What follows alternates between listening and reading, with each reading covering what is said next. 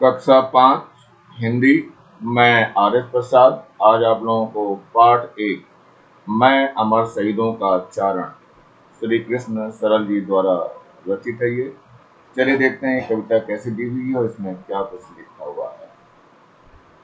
मैं अमर शहीदों का चारण उनके यश गाया करता हूँ, जो कर्ज राष्ट्र ने खाया है मैं उसे चुकाया करता हूँ। यह सच है याद शहीदों की हम लोगों ने दफनाई है, यह सच है उसकी उनकी लाशों पर चलकर आजादी आई है। उन गाथाओं से सर्द खून को मैं गरमाया करता हूँ, मैं अमर शहीदों का चारण उनके यश गाया करता हूँ। गिरता है उनका रक्त जहाँ वे थौर तीर्थ कहलाते हैं, वे रक्त बीज अपने जैसों को नई फसल दे जाते हैं। यह धर्म कर्म यह मर्म सभी को मैं समझाया करता हूँ, मैं अमर शहीदों का चारण उनके यश गाया करता हूँ। वे अगर ना होते तो भारत मुर्दों का देश कहा जाता, ऐसा जीवन ऐसा बोझ होता जो हमसे नहीं सहा जाता। इस पीढ़ी में उस पीढ़ी के मैं भाव जगाया करता हूँ, मैं अमर शहीदों का चारण उनके यश गाया करता हूँ। पूजे न गए शहीद तो फिर वह बीज कहाँ से आएगा, धरती को माँ कहकर मिट्टी माथे से कौन लगाएगा। मैं चौराहे चौराहे पर ये प्रश्न उठाया करता हूँ, जो कर्ज राष्ट्र ने खाया है मैं उसे चुकाया करता हूँ। चलिए बच्चों इसके एक एक इसको व्याख्या सहित संदर्भ से व्याख्या करते हैं। तो पहले आ रहा है आपका मैं अमर शहीदों का चारण उनके यश गाया करता हूँ, जो कर्ज राष्ट्र ने खाया है मैं उसे चुकाया करता हूँ। तो पहले शब्दार्थ देख लेते हैं बच्चों। अमर अमर जो ना मरे, शहीद मीन्स होता है बलिदानी, यश मीन्स होता है कीर्ति या बड़ाई, चारण मीन्स होता है भाग। कीर्ति गायक मतलब कर्ज या ऋण को कहते हैं, कर्ज मीन्स ऋण होता है। चलिए आगे देखिए, इसको संदर्भ हो गया, संदर्भ लेते हैं पहले इसका। तो प्रस्तुत पंक्तियां मैं अमर शहीदों का चारण नामक पाठ से अवतरित है। इसके कवि श्री कृष्ण सरल जी हैं। प्रसंग देखते हैं। प्रस्तुत पंक्तियों के माध्यम से कवि ने देश पर मर मिटने वाले अमर शहीदों के यश का गान किया है। व्याख्या देखते हैं बच्चों। कवि कहते हैं कि मैं देश पर मर मिटने वाले अमर शहीदों की कीर्ति का यशगान करता हूँ और इस प्रकार मैं उस कर्ज को चुकाता हूँ जो उन्होंने अपना सर्वस्व न्यौछावर करके राष्ट्र पर किया है। चलिए आगे चलता है। यह सच है याद शहीदों की हम लोगों ने दफनाई है, यह सच है उनकी लाशों पर चलकर आजादी आई है।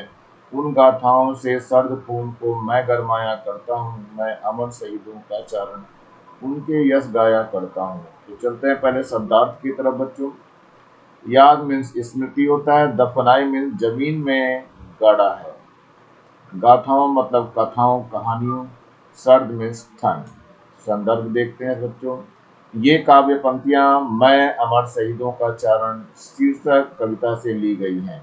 इस कविता की रचयिता श्री कृष्ण सरल जी हैं। प्रसंग है, कवि बताता है कि वह बलिदानियों की गाथाओं को सुनकर लोगों में ऊर्जा भरता रहता है। व्याख्या देखते हैं बच्चों क्या है। कवि कहता है कि हमने शहीदों को भुला दिया है, जबकि यह सच्चाई है कि हमने अपनी आजादी इन्हीं के बलिदानों के कारण ही प्राप्त हो सकी है। कवि कहते हैं कि मैं उन अमर सेनानियों की वीरता एवं त्याग से परिपूर्ण यश गाथाओं को गाकर युवाओं के ठंडे पड़ गए खून को नई स्फूर्ति एवं ऊर्जा प्रदान करता हूँ। मैं देश पर मर मिटने वाले अमर शहीदों का कीर्ति गायक यानी भाट हूँ और उनका यशगान किया करता हूँ। गिरता है उनका रक्त जहाँ वे थौर तीर्थ कहलाते हैं, वे रक्त बीज अपने जैसों को नई फसल दे जाते हैं। यह धर्म कर्म यह मर्म सभी को मैं समझाया करता हूँ, मैं अमर शहीदों का चारण उनके यश गाया करता हूँ। चलिए शब्दार्थ देखते हैं बच्चों पहले। रक्त मीन्स खून होता है, ठौर मीन्स स्थान होता है, रक्त बीज एक राक्षस है, कहते हैं रक्त बीज के शरीर से रक्त की जितनी बूंदें धरती पर गिरती थी उतने ही राक्षस पैदा हो जाते थे। मर्म मीन्स होता है रहस्य। संदर्भ लेते हैं इसका।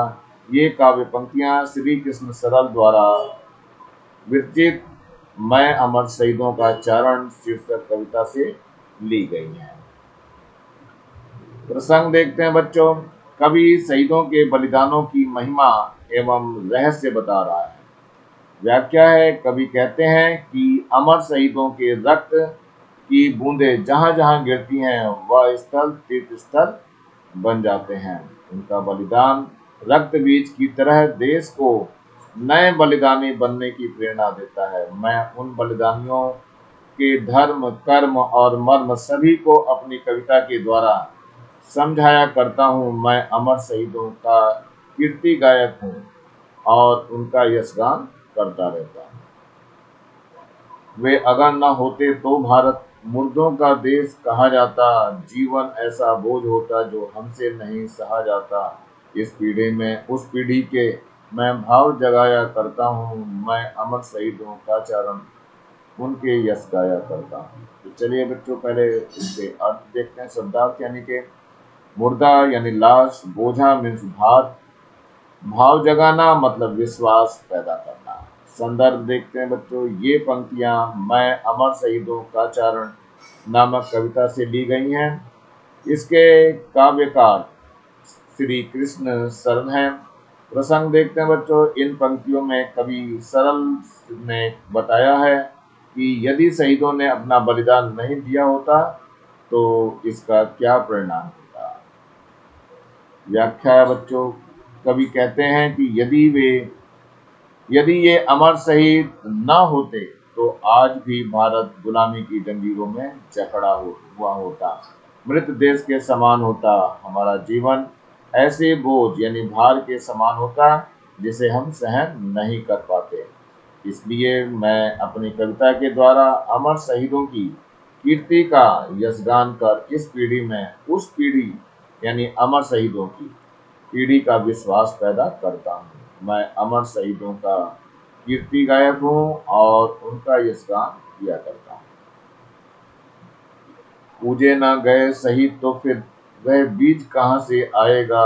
धरती को माँ कहकर मिट्टी माथे से कौन लगाएगा। मैं चौराहे चौराहे पर ये प्रश्न उठाया करता हूँ। जो कर्ज राष्ट्र ने खाया है मैं उसे चुकाया करता हूँ। तो पहले शब्दार्थ देख लेते हैं बच्चों इसमें। पूजे न गए मतलब सम्मान न दिए गए। माथा मीन्स मस्तक। चौराहा मीन्स होता है चार रास्तों का समूह जहां मिलते हैं जगह। संदर्भ। ये काव्य पंक्तियां श्री कृष्ण सरल द्वारा लिखित कविता मैं अमर शहीदों का चरण शीर्षक कविता से ली गई है। प्रसंग देखते हैं बच्चों। कवि ने इन पंक्तियों में बताया है कि यदि हम शहीदों का सम्मान नहीं करेंगे तो उसके क्या क्या दुष्परिणाम होंगे। चलिए व्याख्या पे चलते हैं बच्चों। कवि कहते हैं कि यदि देश पर मर मिटने वाले अमर शहीदों को सम्मान नहीं दिया गया तो अपने देश की धरती को माता कहकर कौन पुकारेगा। अपने देश की मिट्टी को अपने मस्तक पर कौन लगाएगा। अपने देश पर कुर्बान हो जाने वाली पीढ़ी कहाँ से पैदा होगी। मैं चौक चौराहों अर्थात सर्वत्र यही प्रश्न उठाया करता हूँ।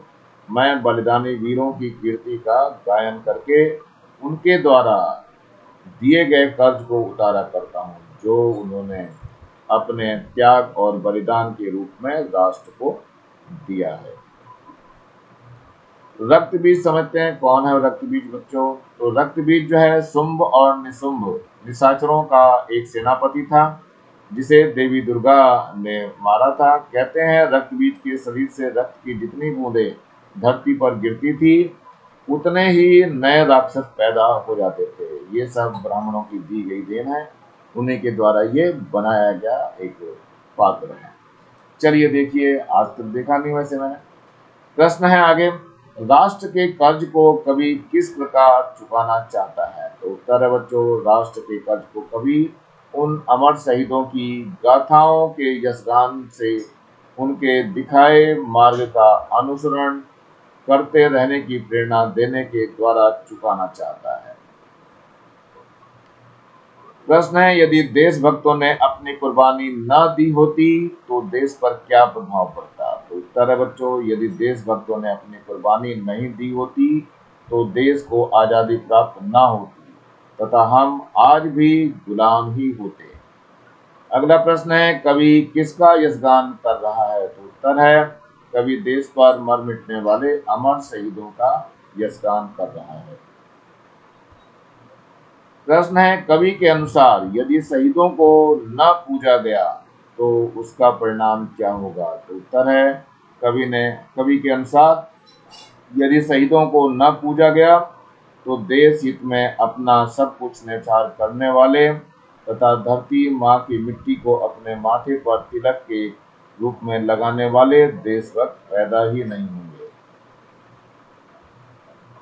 प्रश्न है, कवि के अनुसार जहां शहीदों का रक्त गिरता है उस स्थान को क्या कहते हैं? तो उत्तर है, जहां शहीदों का रक्त गिरता है उस स्थान को कवि ने तीर्थ स्थल कहा है। प्रश्न है, कविता की उन पंक्तियों को लिखो जिनमें ये भाव आए हैं। तो पहला है, ये शहीदों को न पूजने का परिणाम बताया गया है। तो उत्तर है, पूजे ना गए शहीद तो फिर वह बीज कहाँ से आएगा, धरती को माँ कहकर मिट्टी माथे से कौन लगाएगा। अगला है, शहीदों के बलिदान स्थल को तीर्थ कहा गया है। तो उत्तर है बच्चों, गिरता है उनका रक्त जहाँ वे थौर तीर्थ कहलाते हैं। ग है, जीवन को बोझ माना गया है। तो उत्तर है, जीवन ऐसा बोझ होता जो हमसे नहीं सहा जाता। प्रश्न है, निम्नलिखित पंक्तियों के अर्थ स्पष्ट करो। तो पहला है, यह सच है याद शहीदों की हम लोगों ने दफनाई है, यह सच है उनकी लाशों पर चलकर आजादी आई है। तो इसका उत्तर है बच्चों, ये कवि कहता है कि हमने शहीदों को भुला दिया है, जबकि यह सच्चाई है कि हमें अपनी आजादी इन्हीं के बलिदानों के कारण ही प्राप्त हो सकी है। अगला है, पूजे न गए शहीद वो फिर वह बीज कहाँ से आएगा, धरती को माँ कहकर मिट्टी माथे से कौन लगाएगा। तो ये उत्तर है बच्चों इसका। कवि कहते हैं कि यदि देश पर मर मिटने वाले अमर शहीदों को सम्मान नहीं दिया गया तो अपने देश की धरती को माता कहकर कौन पुकारेगा, अपने देश की मिट्टी को अपने मस्तक पर कौन लगाएगा, अपने देश पर कुर्बान हो जाने वाली पीढ़ी कहां से पैदा होगी। प्रश्न है, उन गाथाओं से सर्द खून को मैं गरमाया करता हूँ, यह पंक्तियां लिखकर कवि पाठकों में कौन सा भाव जागृत करना चाहता है? तो उत्तर है, उन गाथाओं से सर्द खून को मैं गरमाया करता हूँ पंक्ति के द्वारा कवि पाठकों में देश के लिए मर मिटने के लिए एक नई ऊर्जा उत्साह एवं साहस का भाव जागृत करना चाहता है। अगला प्रश्न है, इस पीढ़ी में उस पीढ़ी के मैं भाव जगाया करता हूँ, ऐसे कौन से भाव हैं जो कवि आज की पीढ़ी में जगाना चाहता है? तो उत्तर है, ऐसे वे भाव हैं जो अपना सर्वस्व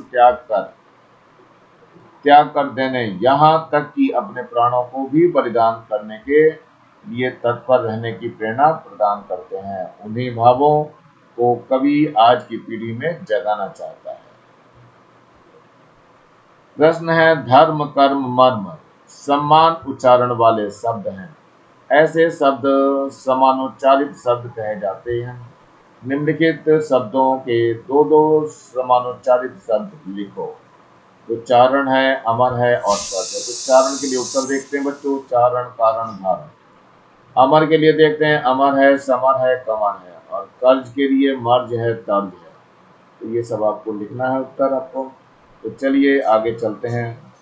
प्रश्न ये चल रहा, निम्नलिखित शब्दों के विलोम शब्द लिखिए। तो चलिए उत्तर है यहाँ पे, अमीर का विलोम होता है गरीब, यश का विलोम अपयश, जगाना का विलोम सुलाना, आजादी का विलोम गुलामी, मुर्दा का विलोम जिंदा, धर्म का विलोम अधर्म, धरती का विलोम आकाश और जीवन का विलोम मरण।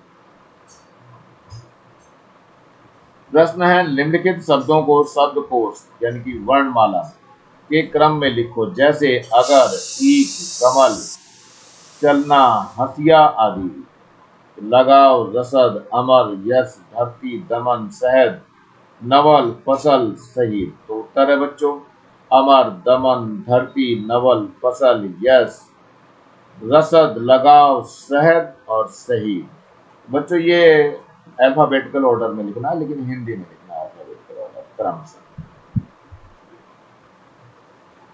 प्रश्न है, याद शब्द को उल्टा लिखने पर दया शब्द बनता है, इसी प्रकार 5 अन्य शब्द लिखो जो उल्टा करने पर सार्थक शब्द बनते हैं। तो उत्तर है, जैसे पहला है यान तो नया हो जाएगा, नंबर 2 है नदी तो दीन हो जाएगा, नंबर 3 है रसा तो सार हो जाएगा, नंबर 4 है टन तो रट हो जाएगा, नंबर 5 है मना तो नाम हो जाएगा इसमें। चलिए इस तरह के शब्दों को आप लोग भी लिख सकते हैं।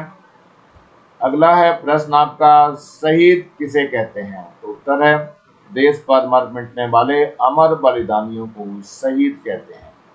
प्रश्न अगला है, स्वतंत्रता संग्राम के प्रमुख शहीदों के नाम बताओ। तो उत्तर है, चंद्रशेखर आजाद, सरदार भगत सिंह, राम प्रसाद बिस्मिल, ऊधम सिंह, तात्या टोपे, मंगल पांडे, रोशन सिंह, वीर नारायण सिंह, सुभाष चंद्र बोस, लाला लाजपत राय, गुंडाधुर आदि प्रमुख स्वतंत्रता संग्रामी शहीदों के नाम हैं।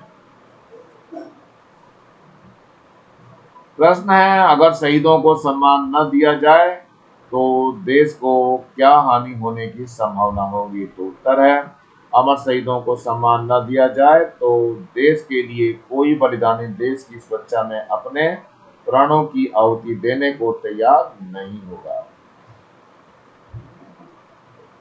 प्रश्न है, निम्नलिखित महापुरुषों के कुछ शहीदों के नाम हैं, उन्हें छांटकर अलग करो। तो सुभाष चंद्र बोस हैं, चंद्रशेखर आजाद हैं, भगत सिंह, जवाहरलाल नेहरू, प्रेमचंद्र, लाला लाजपत राय, रविन्द्रनाथ टैगोर, विवेकानंद, गुंडाधुर और वीर नारायण सिंह। तो उत्तर में बच्चों सुभाष चंद्र जी बोस हैं, चंद्रशेखर आजाद हैं, भगत सिंह हैं, लाला लाजपत राय हैं, गुंडाधुर है और वीर नारायण सिंह जो कि छत्तीसगढ़ के हैं। इसी के साथ ये लेसन समाप्त हो रहा है बच्चों। आशा करता हूँ आप लोगों को अच्छा लगा होगा। तो ये नीचे लाल रंग का ये बटन दिखाई दे रहा है, इसको जरूर दबा के सब्सक्राइब करें। वीडियो अच्छा लगा हो तो लाइक करें, कमेंट सेक्शन में कमेंट्स करना ना भूलें आपको वीडियो कैसा लगा, और ज़्यादा से ज़्यादा बच्चों को शेयर करें जिससे ज़्यादा बच्चों को फ़ायदा हो सके, और इस बेल आइकन को भी दबा लें जिससे मैं नया वीडियो डालूं तो उसका नोटिफिकेशन तुरंत मिल सके। मेरे चैनल को देखने के लिए, इस वीडियो को देखने के लिए आप लोगों का बहुत बहुत थैंक्स। इसी के साथ मैं आर एस प्रसाद आज का वीडियो यहीं समाप्त करता हूँ। मिलता हूँ नए टॉपिक के साथ नए वीडियो में, तब तक thank you, have a nice day.